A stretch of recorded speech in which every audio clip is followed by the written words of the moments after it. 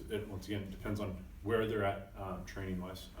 If they're younger, it's still kind of that play stage.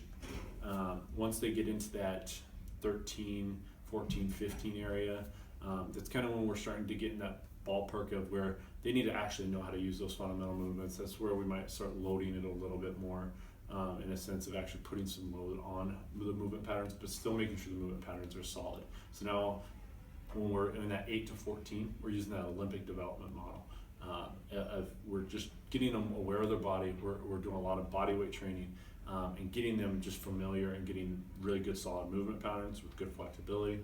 Then we start loading it when they get a little bit older, and then we get to that last stage of where we're training to compete. So we're actually training for something when we get into that kind of that high school age group, and then you get into that college age group. That's when you're training to compete you're training for a purpose, more than just kind of teaching you how to do it.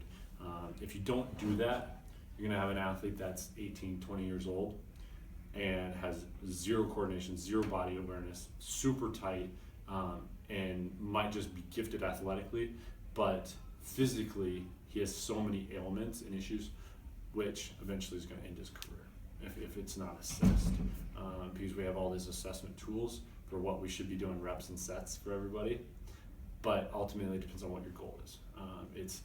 If you're trying to lift heavy and you're trying to move a lot of weight, the intensity is going to be pretty high in that. The volume probably should be pretty low. Okay, it's all about the intensity, volume, and then based off of their age is a huge factor that we have to